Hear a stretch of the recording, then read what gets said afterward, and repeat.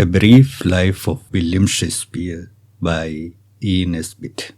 In the register of baptisms of the parish church of Stratford-upon-Avon, a marked town in Warwickshire, England, appears under date of April 26, 1564, the entry of the baptism of William, the son of John Shakspeare. The date of William Shakespeare's birth has usually been taken as 3 days before his baptism, but there is certainly no evidence of this fact. The family name was variously spelled, the dramatist himself not always spelling it in the same way. While in the baptismal record the name is spelled Shakespeare, in several authentic autographs of the dramatist it reads Shakspere, and in the first edition of his works it is printed Shakespeare.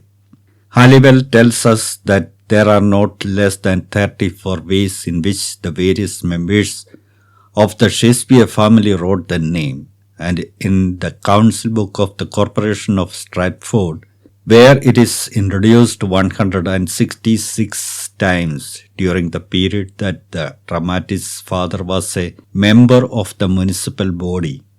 There are 14 different spellings. The modern Shakespeare is not among them. Shakespeare's father, while an alderman at Stratford, appears to have been unable to write his name, but as at that time 9 men out of 10 were content to make their mark for a signature, the fact is not specially to his discredit. The traditions and other sources of information about the occupation of Shakespeare's father differ.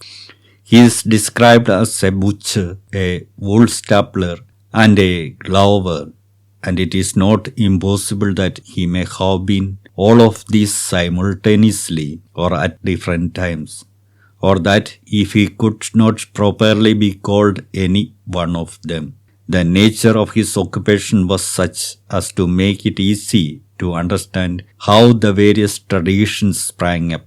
He was a landed proprietor and cultivator of his own land even before his marriage, and he received with his wife, who was Mary Arden, daughter of a country gentleman, the estate of Asby's, 56 acres in extent.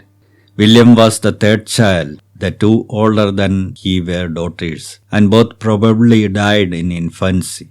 After him was born 3 sons and a daughter.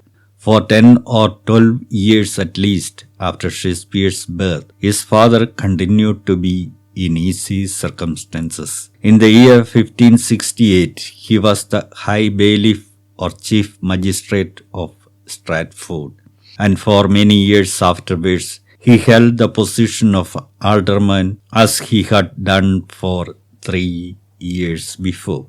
To the completion of his 10th year, therefore, it is natural to suppose that William Shakespeare would get the best education that Stratford could afford. The free school of the town was open to all boys, and like all the grammar schools of that time, was under the direction of men who, as graduates of the universities, were qualified to diffuse that sound scholarship which was once the boast of England. There is no record of Shakespeare's having been at this school, but there can be no rational doubt that he was educated there. His father could not have procured for him a better education anyway. To those who have studied Shakespeare's works without being influenced by the old traditional theory that he had received a very narrow education, they abound with evidences that he must have been solidly grounded in the learning, properly so called, was taught in the grammar schools. There are local associations connected with the Stratford which could not be without their influence in the formation of young Shakespeare's mind. Within the range of such a boy's curiosity were the fine old historic towns of Warwick and Coventry, the sumptuous palace of Kenilworth, the grand monastic remains of Evesham. His own Avon abounded with spots of singular beauty, quiet hamlet, solitary woods. Nor was Stratford shut out from the general world, as many country towns are. It was a great highway, and dealers with every variety of merchandise resorted to its markets. The eyes of the poet dramatist must always have been open for observation. But nothing is known positively of Shakespeare from his birth to his marriage to Anne Hathaway in 1582. And from that date nothing but the birth of 3 children until we find him an actor in London about 1589. How long acting continued to be Shakespeare's sole profession, we have no means of knowing. But it is in the highest degree probable that very soon after arriving in London, he began that work of adaptation by which he is known to have begun his literary career. To improve and alter older plays not up to the standard that was required at the time was a common practice even among the best dramatists of the day.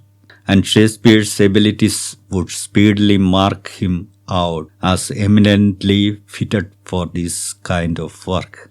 When the alterations in plays originally composed by other writers became very extensive, the work of adaptation would become in reality a work of creation. And this is exactly what we have examples of in a few of Shakespeare's early works, which are known to have been founded on older plays. It is unnecessary here to extol the published works of the world's greatest dramatists. Criticism has been exhausted upon them, and the finest minds of England, Germany, and America have devoted their powers to an elucidation of their worth. Shakespeare died at Stratford on the 23rd of April 1616. His father had died before him in 1602 and his mother in 1608.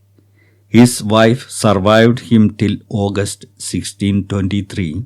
His son Hamnet died in 1596 at the age of 11 years. His 2 daughters survived him, the eldest of whom, Susanna, had in 1607 married a physician of Stratford, Dr. Hall.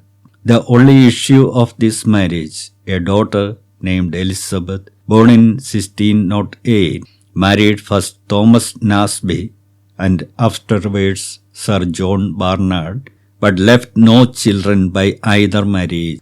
Shakespeare's younger daughter Judith, on the 10th of February 1616, married a Stratford gentleman named Thomas Quincy, by whom she had 3 sons, all of whom died, however without issue.